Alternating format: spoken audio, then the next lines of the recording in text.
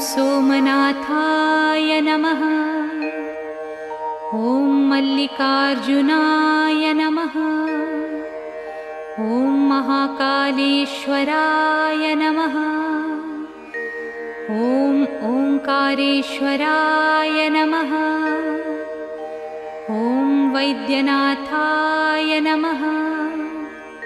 ॐ भीमशंकराय नमः। ॐ रामेश्वराय नमः। ॐ नागेश्वराय नमः। ॐ विश्वेश्वराय नमः। ॐ त्र्यंबकेश्वराय नमः।